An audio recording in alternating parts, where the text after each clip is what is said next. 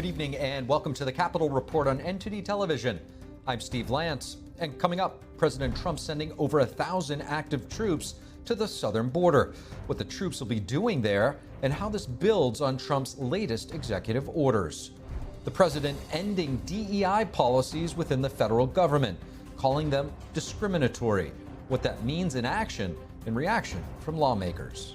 President Trump freezing federal hiring. What's his goal, and what does this mean for government operations? Republican Senator Marsha Blackburn will join us to break down some of her legislation supporting the move.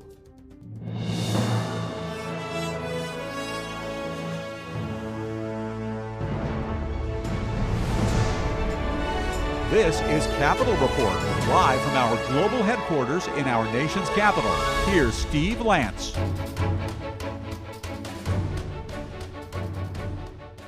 Troops are being deployed. President Trump now dispatching over 1,000 active duty service members to our southern border. It comes 2 days after he signed a slew of executive orders to crack down on illegal immigration. Joining us now live is NTD's White House correspondent Iris Tao. Good evening to you, Iris. What is the latest move by Trump at the White House today? Good evening to you as well, Steve. The White House on Wednesday confirmed that President Trump is sending 1,500 active duty troops to the southern border to help secure it. The White House press secretary, Karoline Leavitt, in her new role as the press secretary, in the first gaggle to reporters today and told us that it shows that President Trump is fulfilling his campaign promise. Watch. This is something President Trump campaigned on. The American people have been waiting for such a time. President Trump is sending a very strong message to people around this world. If you are thinking about breaking the laws of the United States of America, you will be returned home, you will be arrested, you will be prosecuted. Do not come. And the White House told us that the new action is based on an executive order that President Trump signed on Monday, which directs the Defense Department to make Homeland Security a core mission of the agency. And also it comes as the president also signed executive orders on Monday declaring illegal immigration a national emergency, as well as tasking the U.S. Army, the U.S. troops with a national security, including border security. Here's more of Trump talking about his actions on Monday. Watch. And I will send troops to the southern border to repel the disastrous invasion of our country. Sir, this is an executive order entitled Protecting the American People Against Invasion, which again deals with the southern border. Meanwhile, Steve, it's not yet clear what exactly these troops will do at the southern border. We know that both President Biden and President Trump during his first administration have sent active duty troops to the border before, but they were doing more administrative work, as under U.S. law, active duty troops are prohibited from doing law enforcement work, including, for example, arresting or detaining individuals at the border. But that's unless the president invokes the Insurrection Act, which President Trump in his Monday orders says remains possible if the Defense Department thinks is necessary. Steve. Certainly a lot to watch for right there. Iris will be checking in with you on that. In the meantime, we know President Trump just signed a new executive order this evening. This to deal with foreign threats. Tell us more about it.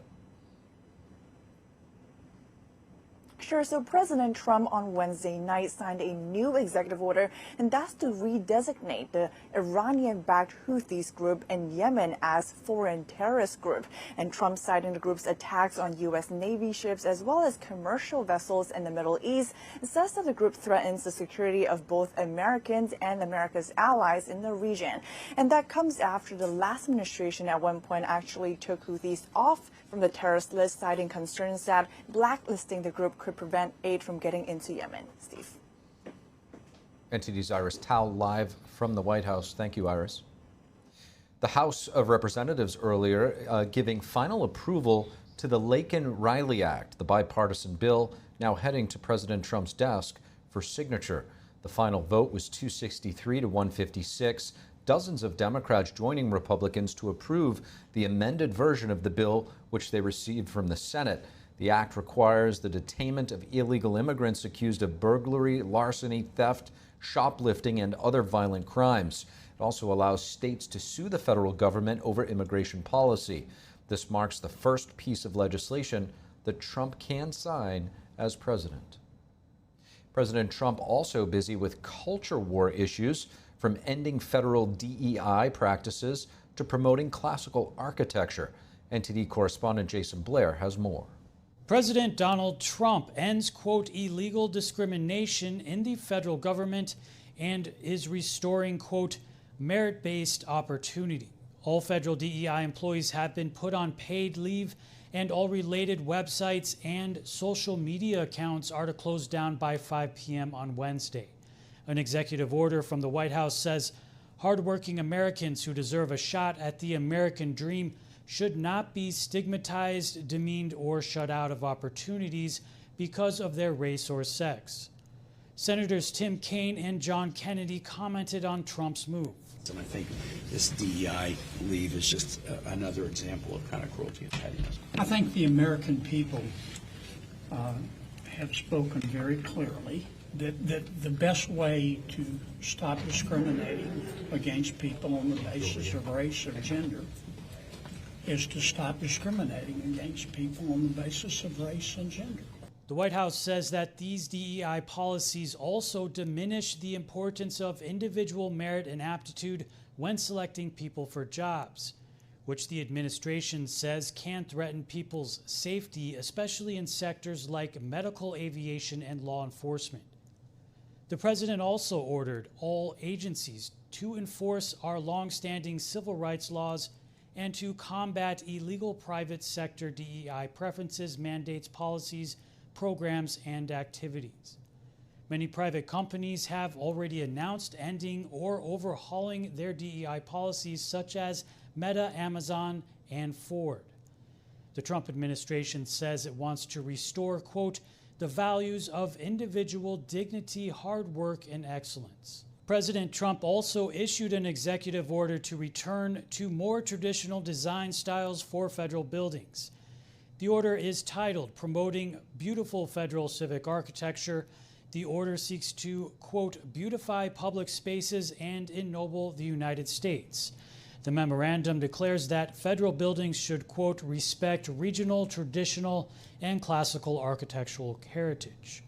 This is a reintroduction of one Trump issued in 2020 towards the end of his first term. Reporting in Washington, D.C., Jason Blair, NTD News. With President Trump signing an executive order to freeze federal hiring, which positions are going to be impacted most? NTD's Jack Bradley spoke with Senator Marsha Blackburn of Tennessee to discuss her bill in support of this measure. Senator Marsha Blackburn, thank you very much for joining us here today.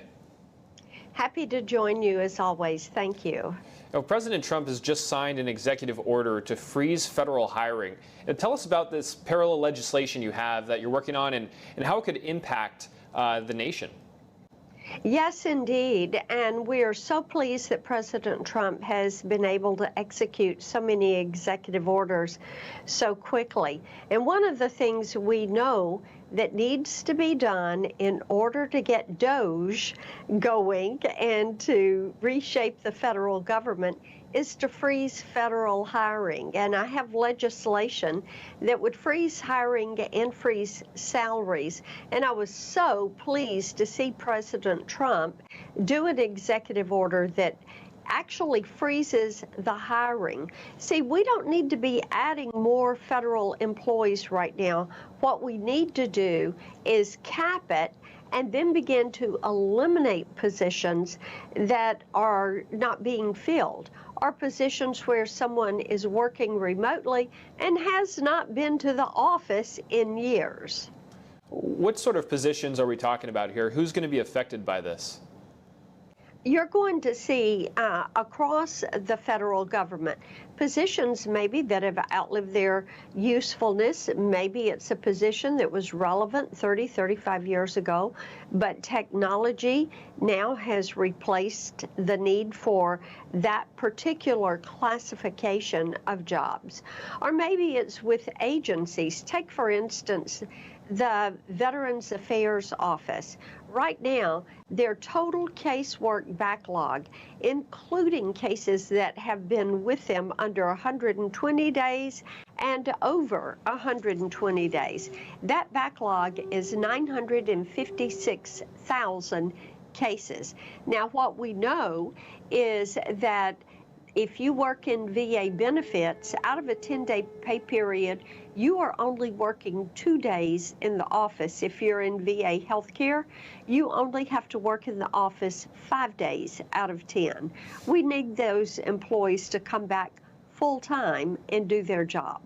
Today, Senator Blackburn, the Senate held the confirmation hearing of Russell Vought to lead the Office of Management and Budget. What have you heard from your colleagues on that committee about his confirmation, and do you anticipate any issues with his confirmation? No, I don't. I think that President Trump's nominees are going to go through it. Commerce Committee earlier today, we moved out of committee Sean Duffy, so he is ready for his floor vote. It is important that we get this cabinet confirmed quickly. Mm-hmm. And now you're on the committee's tasked with evaluating Duffy for Secretary of Transportation and Doug Collins for Veterans Affairs. That's what's right. your impression of each of them? Oh, well, we did Doug's hearing yesterday. He did a wonderful job, was very forthcoming with his answers. And as I said, Congressman Duffy came out of Commerce Committee on a unanimous bipartisan vote. So we are thrilled with that. Very rare to see the bipartisanship in the Congress. And now Senator Thune has threatened weekend votes in response to Democrats stalling confirmations. Is there a general consensus among Republicans, and do you anticipate any votes being pushed to the weekend? If they will not come to a time agreement with us, we will stay here and vote all weekend in order to get these nominees confirmed. Senator Marsha Blackburn, thank you very much for your insight here today. You got it. Yeah. President Trump is threatening Russia with taxes, tariffs, and more if the Ukraine war doesn't end soon. Trump telling Russia to take the easy way out before the situation gets worse for Moscow. NTD's international correspondent Arian Pazdar brings us an update. And people are getting killed. President Trump, during his first week in office, telling Russia to stop the fighting in Ukraine. On Wednesday morning, Trump posted, "If we don't make a deal soon, I have no other choice but to put high levels of taxes, tariffs, and sanctions on anything being sold by Russia to the United States and various other participating countries." He added that we can do it the easy way or the hard way, and the easy way is always better. And just a few hours prior, on Tuesday night, Trump said he's looking to meet with the presidents of both countries involved in the conflict. We're talking to Zelensky. We're going to be talking with President Putin very soon, and we'll see how it all happens. And Trump also talked about the aid the U.S. is sending to Ukraine, taking a hit at the European Union. The European Union should be paying a lot more than they're paying because under Biden, I mean, we're in there for $200 billion more. Now, it affects them more than it affects us. We have an ocean in between, right? On Wednesday, the foreign policy chief of the European Union responded to Trump's comments. We have given more than 134 billion euros to Ukraine. That makes us the biggest international donor of Ukraine. But according to the Special Inspector General in charge of Ukraine aid, the U.S. is giving more. Its website states that America's Ukraine funding totals almost $183 billion as of September 2024. Meanwhile, in Switzerland, Ukrainian President Volodymyr Zelensky is at the meeting of the World Economic Forum in Davos. He talked about having European peacekeepers in the country after the conflict ends. 200,000, it's a minimum. It's a minimum. Otherwise, it's nothing. Zelensky says the large number of peacekeepers is needed because Russia's army is twice the size of Ukraine's. Because if they have 1.5 million army, and if we will have less 2 times, it meant that we need contingents with a very strong number of soldiers. He added that Russia could simply attack again in the future if Ukraine can't defend itself. Arian Pazdar, NTD News. Secretary of State Marco Rubio outlining several changes happening at the Department of State, including a focus on ending mass migration and doing away with DEI. NTD's Washington correspondent Jack Bradley has the details. Newly sworn-in Secretary of State Marco Rubio is signaling many changes for the State Department, all of which line up with some of Trump's roughly 200 new executive orders. In a memo released Wednesday, Rubio outlined changes including ending programs related to diversity, equity, and inclusion, or DEI. This follows the Trump administration's order to place all federal DEI employees on paid leave and remove related websites and social media accounts. Rubio said a primary focus of the State Department will be to secure the southern border and to stop the department from facilitating or encouraging mass migration. Now, this includes negotiating with other countries' leaders on repatriating illegal immigrants. In our republic, the voters decide the course of our nation, both domestically and abroad. And they have elected Donald J. Trump as our president when it comes to foreign policy on a very clear mission. And that mission is to ensure that our foreign policy is centered on one thing, and that is the advancement of our national interest, which they have clearly defined through his campaign as anything that makes us stronger or safer or more prosperous. Another goal outlined by Rubio is to stop the censorship and suppression of information. He said the State Department's effort to counter propaganda has, quote, expanded and fundamentally changed since the Cold War era, and that changes are coming to end any federal programs that censor Americans. And finally, Rubio said that the State Department must do away with the climate policies that, quote, weaken America. Now, this coincides with President Trump's executive orders to withdraw from the Paris Climate Accord, overturn a Biden-era pause on exports of liquid natural gas, and increase domestic oil supply. There will be changes, but the changes are not meant to be destructive. They're not meant to be punitive. Some of the issues that confront humanity today have no precedent. They have no historic precedent. Some of the challenges we face have no historic precedent. These comments signify a major and immediate change from how the last administration led the State Department to now. Reporting from Washington, D.C., Jack Bradley, NTD News. Moving over to the West Coast, a new fast-moving wildfire in Los Angeles forcing communities to evacuate. The Hughes fire ignited late this morning in a mountainous region close to several residential areas and schools. Strong winds fueled the blaze to engulf more than 5,000 acres of lands in 2 hours. Footage shows a plume of dark smoke billowing near Castaic Lake, a recreational area located about 40 miles from the Eaton and Palisades wildfires. So far, there's no homes or businesses damaged that have been reported. The number of people under evacuation orders was not yet specified. More than 18,000 people live in the community of Castaic. And coming up, Democratic leadership vowing to oppose Trump's pick for director of the Office of Management and Budget. Highlights from that hearing and why GOP senators are still backing him. President Trump expanding his proposed tariffs to address China's role in sending fentanyl to Mexico and Canada.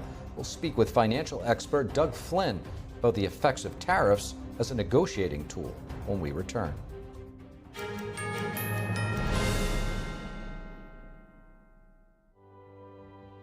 There's a whirlwind of emotion and activity going on in this painting. And there's chaos all around and threat from below. The wolves surrounding her, and they're anything but unmoved. They're moving all the time, and we sense that. But this little girl. Kids love it. Parents trust it. Obviously. Explore GJW Plus Kids Series and Gone Campus courses led by expert educators. This is spectacular. Children will learn values like respect, responsibility, and knowledge in language, science, and more. Wow. All while having fun. Perfect. Subscribe today at GJW Plus Kids, where learning meets fun. Emerald Lagasse here, and I'm so excited to tell you about my French door air fryer 360. Extra large 26-quart capacity. Cook with up to 70% less calories from fat than deep frying. That's a big deal, my friend. 360 degrees of superheated air gives you fast, even cooking. My 10-in-1 French door air fryer 360s grills, air fries, dehydrates, roasts, bakes, broils, proofs, slow cooks, and toasts. This baby does it all. These French doors are a game changer. Look at how easy that is. Now find out how you can try Emeril Lagasse's French Door Air Fryer 360 with 3 cooking tiers, fetch tool, air frying rack, and drip tray in your home for 30 days for just $14.99. Order now and you'll also get Emeril's Air Fryer Favorites recipe book. And we'll automatically upgrade you to our bonus cooking kit free. Plus, find out how you can get free shipping. This offer will not last, so call or click now to order. You're gonna love it. I guarantee it.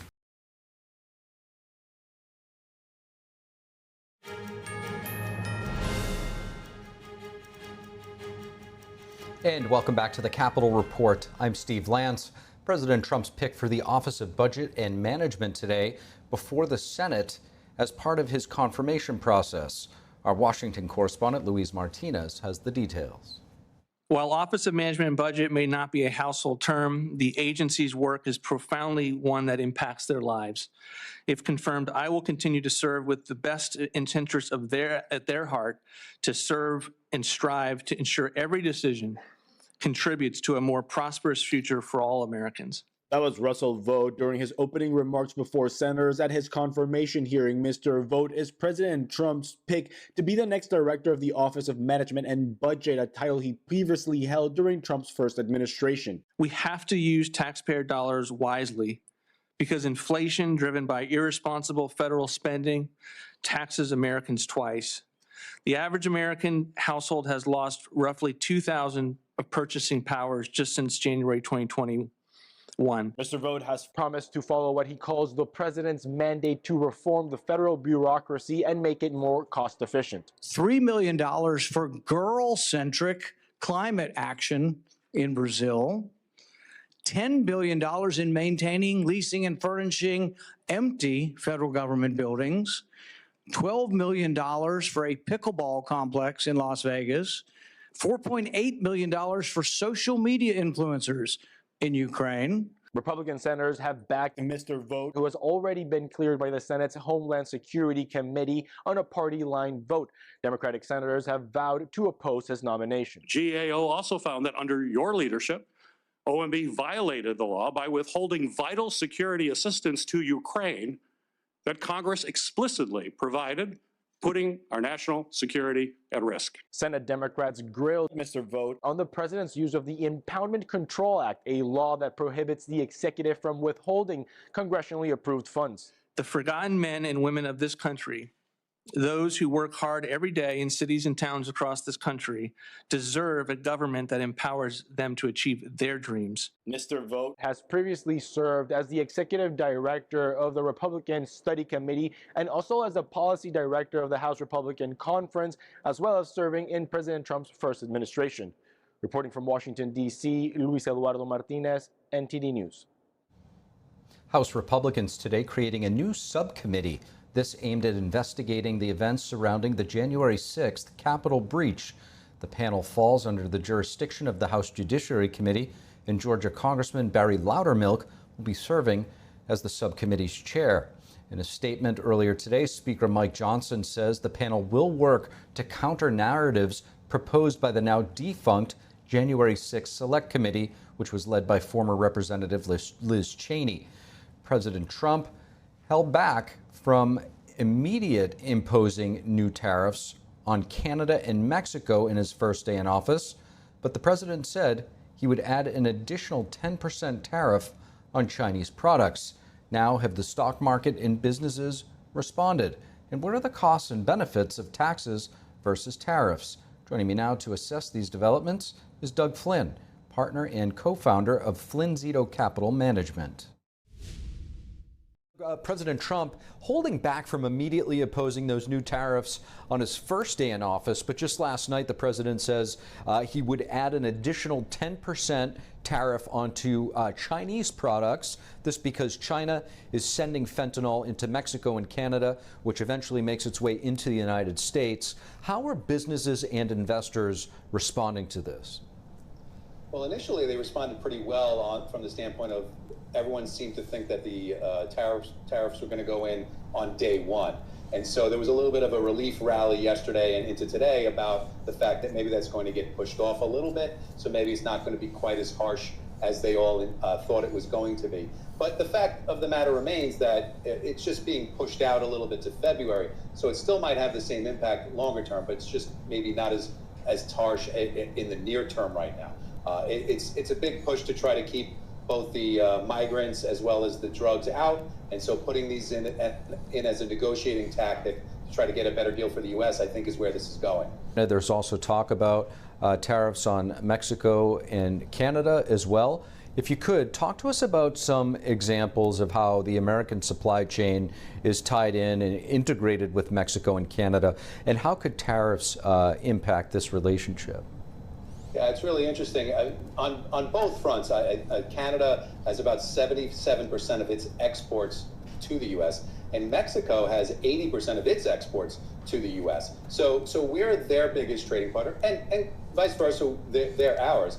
But it can impact them almost more than it impacts us, because we're such a large trading partner to each of them. And so while I think every time there's a positive, there could be an offsetting negative, and that's where the uncertainty comes in. You don't know exactly which things are going to get the tariffs. Right now, there's talk about blanket tariffs overall, but it might come out that it's more targeted. There might be these products it's going to stay on, these products are going to be excluded. So we don't have all the details, and so that's what creates a little bit of the uncertainty. But they have to be very careful, the other countries, because in as much as we don't really want this, they certainly don't want it either, which I think is what gets to the heart of it, is how do we negotiate something that's more fair for both of us? Talk to us about the nature of taxes that could go up on a personal level versus finding that money somewhere else vis-a-vis tariffs, and which one do you think is actually the better path? So if you look back to the Trump 1.0, if you will, while tariffs were implemented, it didn't really have an impact on inflation. Trump had some of the lowest inflation in recent memory during that time where he implemented tariffs. So it's not necessarily that it's going to automatically translate into inflation. Now, based on Biden, how much inflation has gone up over the last couple of years, you hit a point, I think, where those additional tariffs could raise prices on the consumer. There's not much more that maybe the companies can eat. So I think what's really happening is after this, Trump's going to get back to talking about a corporate tax cut. He mentioned bringing it down from 21% to 20 or even 15%. And if you get it down to 15%, that's billions of extra dollars that are going to flow to the companies. And I think what happens is if you do have an increase in cost from the tariffs, it can be offset by the tax savings these companies are going to have. We haven't gotten there yet. And admittedly, if they don't get that corporate tax cut, some of those costs are absolutely going to get passed down to the consumer. But we just don't know if it's actually going to happen yet, because they might get an offsetting corporate tax cut, which means that we're not going to have any of these big inflation increases at all, and then the market really can get behind that, which ultimately I think Trump is a big market guy. That's what he really wants, to have a really successful stock market as well. Is it fair to say that the tariff could be more fleeting than, say, some other form of tax that is more long-lasting and permanent? Well, that's interesting. In the past, I would say yes, and you can even look up how Trump handled the China tariffs in 1.0. And what happened is we came out with something and they retaliated. And if you follow along, it was back and forth and back and forth and back and forth. And they could put tariffs on and take them off and lower them. That happens much more quickly and much more easily than a tax that we have to have everybody vote on and change, and it might be years before we can change it again. So I think you do get a little bit more flexibility in the tariffs, and basically there's going to be a little bit of this, and hopefully it doesn't turn into an all-out trade war. Nobody wants that. But I think you can go back and forth and then ultimately settle on something and then lower them later on as needed. More importantly, when you look at tariffs as a negotiating tool, do you think that they could serve the purpose of bringing, say, China, Mexico, and Canada to the negotiating table with China when it comes to stopping the flow of fentanyl and also illegal immigrants in Mexico into the United States? Definitely. I think that's the whole point of this, is it's not just about the short term of impacting the flow of migrants and drugs. Obviously, we want to cut that down in this administration, but also it's about getting a better deal for the U.S. A lot of these deals were put in place decades ago, and they're not as fair as they could be at the end of the day. So maybe get a little bit of a better deal. We might not get 100% of what we want, but it's probably going to be a better deal. And the real long view, if you're thinking beyond Trump and you're thinking decades down the road, if you get a lot more onshoring or reshoring of jobs, and it might cost a little bit more in the short run, but in the long run, from a national security standpoint, that's a much better way to go. I think he's willing to take a little bit of short-term pain to get a little bit of a better long-term deal overall. So I think there's short-term benefits, but there could really be some serious long-term benefits for this country and the people of it. And then, they'll still do okay in the other parts of the world as well. But it's about his whole premise here of getting a better deal for the people of the U.S. Doug, lastly, China, a communist regime, the largest one on the planet, obviously the largest adversary to the United States, while Canada and Mexico are close trading partners, both of which some might consider close allies. How could each, at least Canada for that matter, how could each of these countries respond to these tariffs? They're going to do a lot of, blustering and saying, we're going to, retaliate. And they need to say that and save face for their people, all the elected officials. I think that will happen in both Canada and Mexico, but it will really happen in China because they're all about how it looks to their people. So I think that's all, how it's going to be put out there. But behind that, in the negotiating table, we're going to get a better deal. I think at the end of the day, that's what's going to happen. But how they're going to put it out to their people everywhere in all these different countries might not be as clear as it's going to be over here, and that's okay. In the end, I think if we do get a better deal, however they have to sell it to their people is fine. Trump, I'm sure, is going to sell it to us in the highest possible way that he typically does, the way he speaks. Doug Flynn, really appreciate your perspective. Thank you. Anytime. Thanks. President Trump holding back from immediately imposing new tariffs on Canada and Mexico on his first day in office. Coming up, President Trump's order to end birthright citizenship is facing pushback from 22 states' attorneys general, who say it's unconstitutional. We'll dive into the arguments surrounding this issue with Professor Iya Soman and Law and Policy Fellow Andrew Arthur.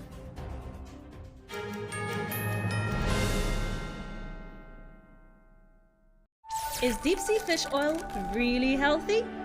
Due to pollution in the oceans, most fish contain heavy metal elements and radioactive substances. That's why it's so important to choose a pure source of omega-3. Puritan green vegetable omega-3 is made from purslane and perilla seeds, which are rich in nutrients and minerals, especially vitamins A, D, E, calcium, and iron. With natural processing and no harmful chemical additives, it has more than 90% concentration of omegas 3, 6, 7, and 9. It effectively improves brain power and is beneficial to the heart's health. Puritan omega-3 does not smell of fish and contains no pollutants, so both adults and children can safely and easily consume it over a long period of time. Puritan green vegetable omega-3, greener, healthier, and more effective. Visit puritang.com to learn more. Hi friends, Richard Karn here.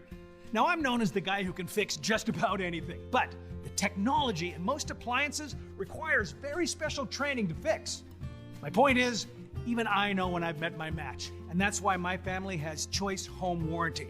So we won't get stuck with high-priced repairs. Choice Home Warranty covers over 25 major home systems and appliances. That's your AC, heating, plumbing, kitchen and laundry appliances, and so much more. Imagine for less than a cup of coffee a day, Choice Home Warranty can help protect you from expensive major system and appliance breakdowns that your homeowner's insurance doesn't cover.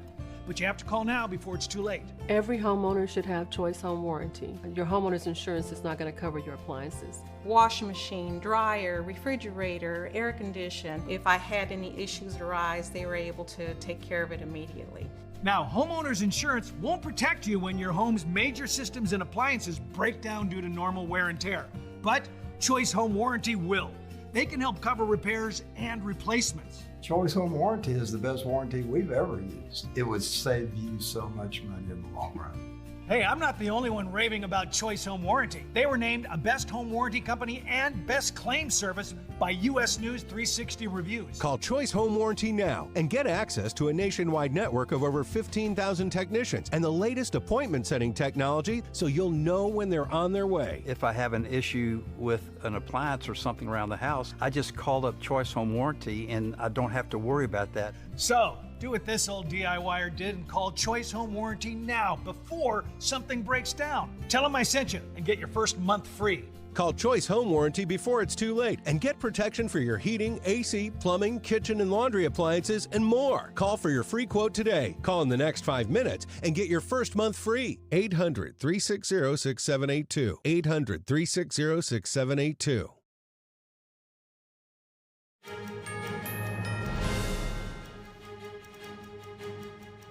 And welcome back to the Capitol Report on NTD Television. President Trump today weighing a plan on possible tariffs against China, Mexico, and Canada, as well as the European Union. He's also rolling back federal DEI programs by putting all relevant staff on paid leave. Do people support these policies is the question. With many Trump supporters still in Washington, D.C., NTD's Sam Wong was out on the National Mall to talk to the folks. Trump is weighing on whether to impose tariffs on Canada, Mexico, China, and the European Union. What are your thoughts on that? I agree with it. I think tariffs are the only way to level the playing field where it's fair for everyone. If it's going to make us money and we can help the American people, then absolutely. I can see the theory behind it. As far as implementing it in reality, if it's going to work, I don't know. I agree with them 100%. That way we get manufacturing back in our country. You know, if he has to put those in place, I think that he's got a plan. He's a very smart individual. Keep the talent and the innovation in the United States and bring more American jobs back. Now, we've gotten to a point where the expensive of running our country is falling completely upon the American people. By putting these tariffs in place for countries that are making money off of us, it's going to start changing the course. Trump today is officially rolling back all the federal DEI programs, so he's putting a lot of the DEI staffs on paid leave. What's your reaction to that? Yeah, that's a tricky one, man. I understand the thought process behind DEI, what it's supposed to do. I do think there's some situations where maybe it went a little too far. As far as rolling it back and taking it away completely, I don't know if necessarily that's the right thing to do. I disagree with the paid leave part of it. They shouldn't get paid.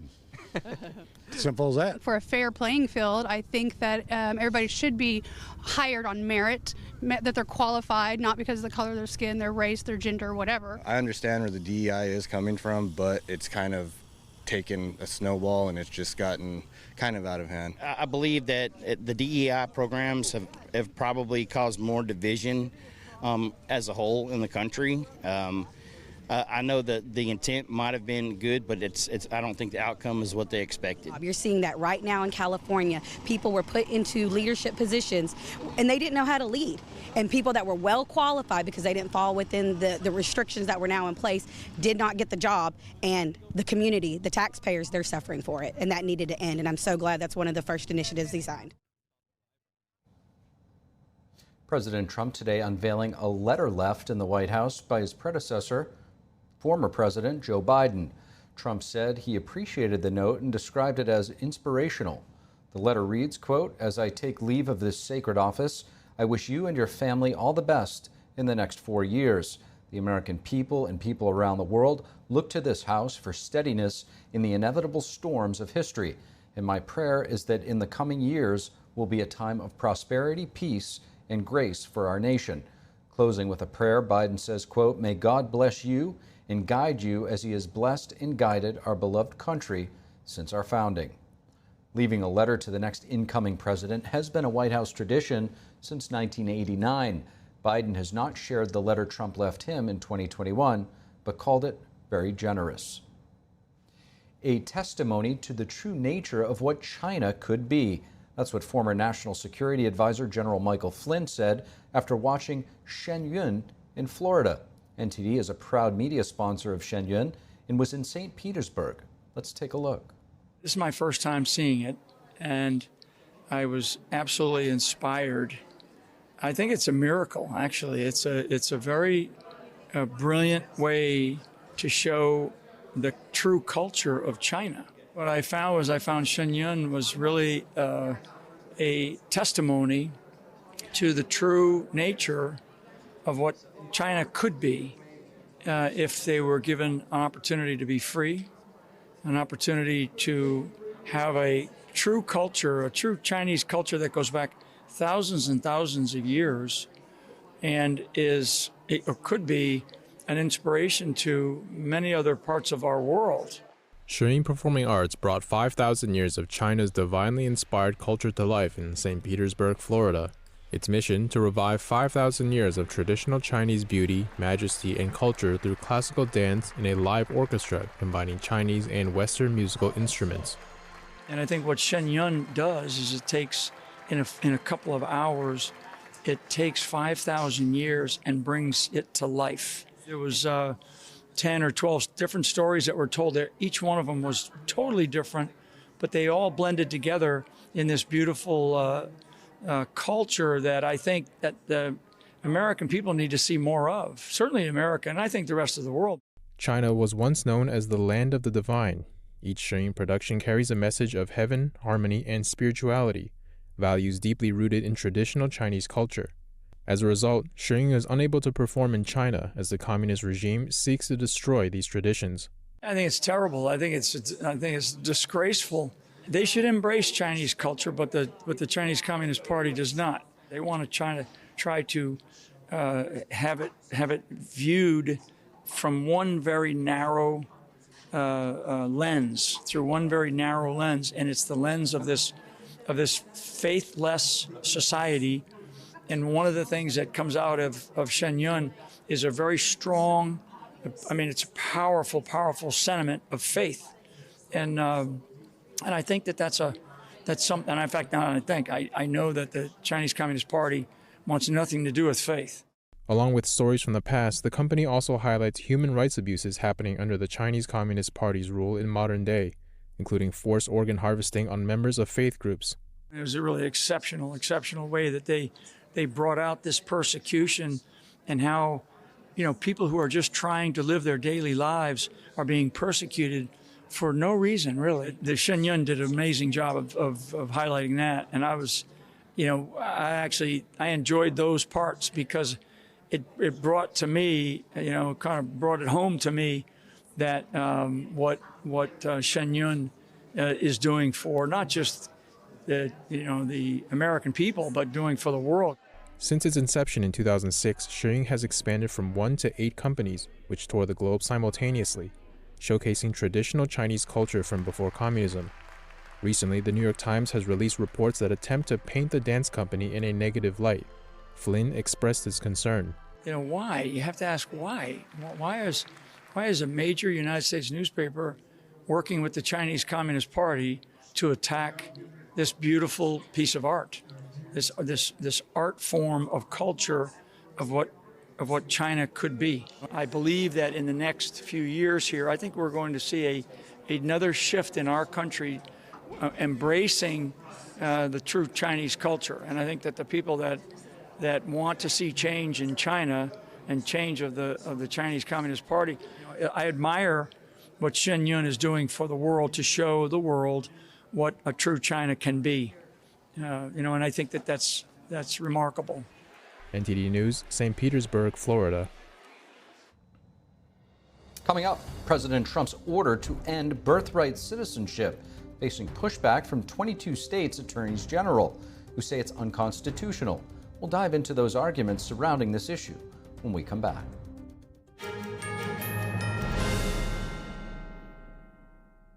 The annual clearance event is going on now at Mathis Home with doorbuster prices in every department. Shop hundreds of sofas in all the latest styles and get huge discounts.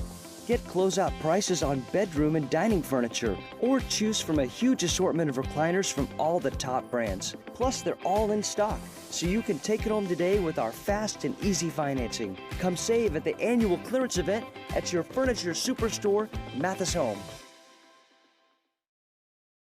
Shen Yun Creations, the streaming platform from Shen Yun, featuring world-class dance, past programs, and all original music.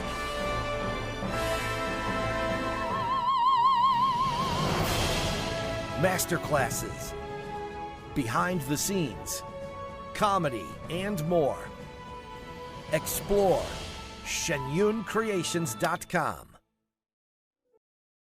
Hi, I'm Susan Lucci. You may know me from my many years on television. I never thought about heart disease until I had my own heart event. I felt this slight pressure on my chest, just slight. I thought, oh, it's nothing, it'll go away. I didn't get it. I did not get it.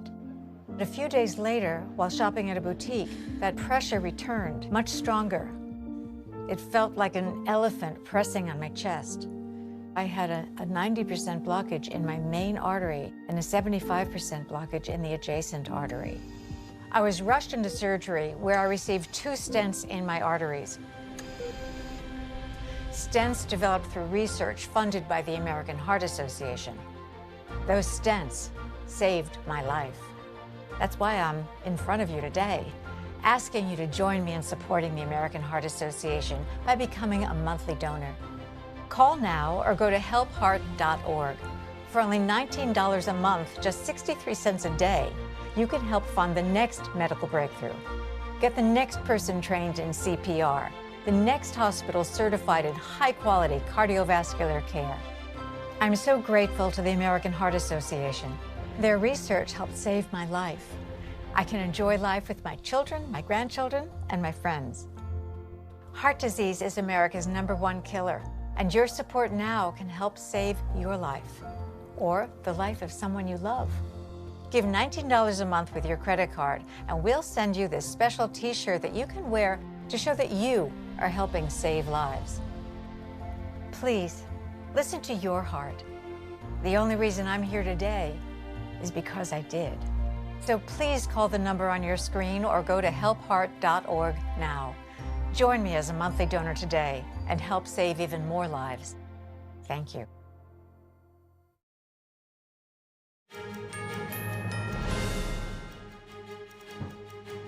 And welcome back to the Capitol Report. I'm Steve Lance. 22 state attorneys general have filed lawsuits to block President Trump's executive order to end birthright citizenship. To dive into this, our Washington correspondent Jack Bradley spoke with Ilya Soman, law professor at George Mason University and chair in constitutional studies at the Cato Institute. Ilya Soman, thank you very much for joining us here today. Thank you for having me. Now, Ilya, attorneys general from 22 states have filed lawsuits to block Trump's order issued late Monday, which seeks to end birthright citizenship. Now, talk to us a bit about the constitutional argument that they're using to challenge the order. So basically, it's actually pretty simple.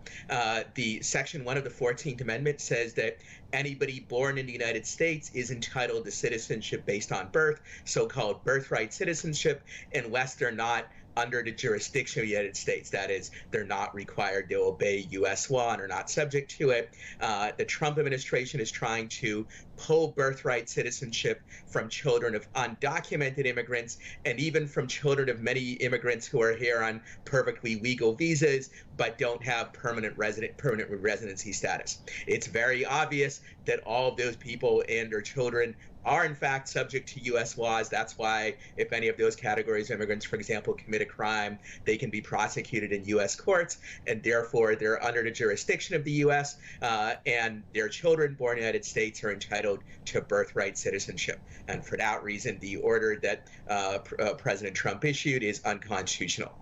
Now, the order states that the 14th Amendment, quote, has never been interpreted to extend citizenship universally to everyone born within the United States. Can you explain this argument for us?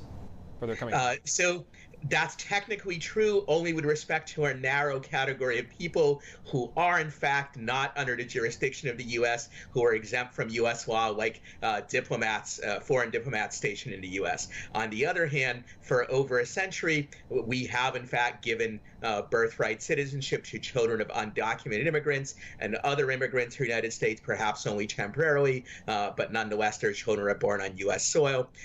So that argument is only true as applied to a very narrow category that is irrelevant to the people under discussion with this executive order. How do historical cases support the current debate here about birthright citizenship? Are there any nuances that could support the president's order?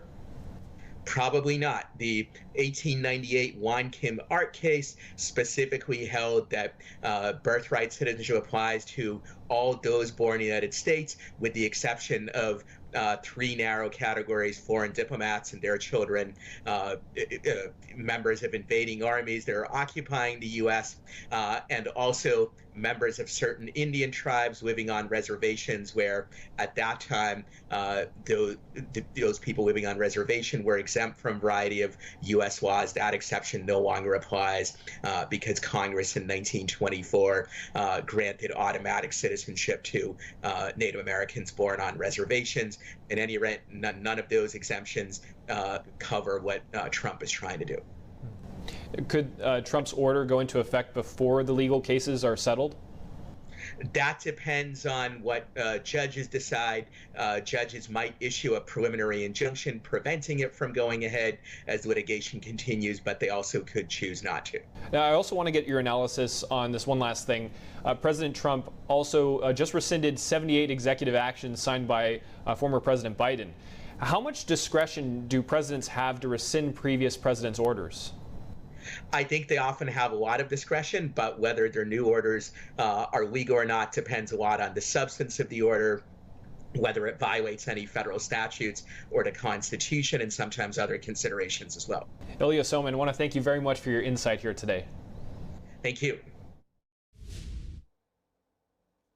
And joining us now with more perspective is Andrew Arthur, Resident Fellow in Law and Policy at the Center for Immigration Studies. Andrew, it's great to have you with us. Thank you so much for having me. It's great to have you, Andrew. So President Trump is trying to end birthright citizenship with this executive order. Many legal experts say it's unlikely to succeed. What is your assessment? So the important thing to keep in mind is that this issue has never been resolved. You heard Professor Sorkin before talk about the fact that there was a case that was issued in the 1890s that talked about this.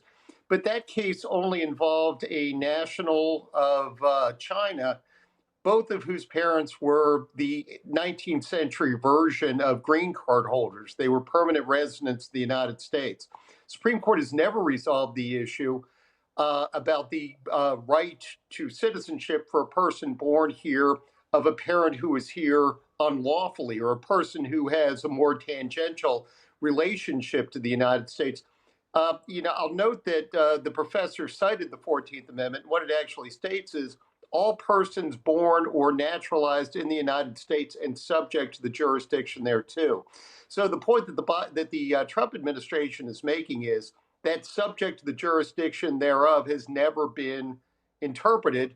So really what they're asking the courts to do is to give an assessment of what that phrase means. And just to play off of that, to your point, the quote there, part of it was subject to the jurisdiction of the United States. Based on that, do you see any legal precedent that may support Trump's order? Yeah, I mean, the very fact that there's been no interpretation of that phrase, that we don't really know what it means, and it was premised upon an earlier act of Congress, the Civil Rights Act of 1866, that said, and not subject to a foreign power. So again, it's a gray area, it's a question. U.S. citizenship is probably the most precious status in the world, and the fact that we have been giving it away to people based upon an imperfect legal definition is problematic. The law doesn't like uncertainty, and there's a lot of uncertainty in this area of the law. Again, not to say that, the justices of the Supreme Court, and this will eventually make its way to the Supreme Court, won't find that everybody who's born here is a citizen. But we know that there's one big exception already, and that's for the children of diplomats. Children of diplomats born in the United States are not citizens of the United States. We don't give them passports. So the question becomes, are there any other exceptions? Does it apply to everybody else who's born here? Stay tuned, because the Supreme Court's going to decide that pretty quickly.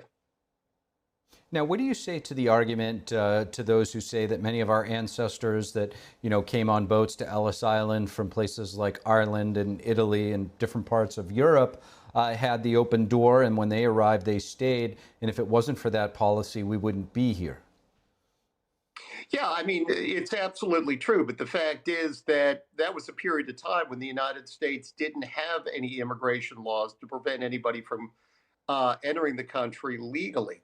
We now have a full body of laws, hundreds of pages long, that differentiate between who can come and who can't. The Constitution's clear that Congress gets to make the rules about who shows up.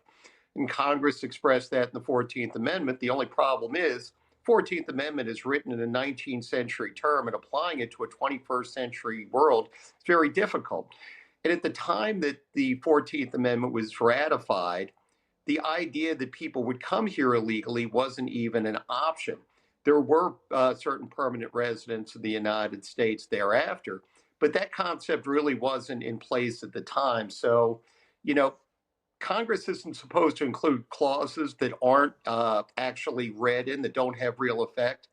And the way that the law has been read up to this point, that clause doesn't have any effect. So, you know, it's really going to be up to the courts to decide. But yes, the argument is often made, and it's really, you know, most important to keep in mind that a lot of people came here before there were restrictions. We've been building restrictions into the law for 140 years. And, you know, it's sort of a fallacious argument. It's a sympathetic argument. I certainly understand it. But it was a different time and a different place. And to that point, as you mentioned, the 21st century, you did not have back, you know, in the 18th and 19th centuries, certain things like human trafficking at the level that things are at now, as well as terrorism and other national security concerns. So point well taken. Andrew Arthur, thank you so much for your insights. Thank you for having me. And that concludes this evening's show on the Capitol Report. For Round the Clock original coverage, visit us at ntd.com/live and download our NTD mobile app. From the nation's capital, I'm Steve Lance. Have a nice evening. See you back here tomorrow.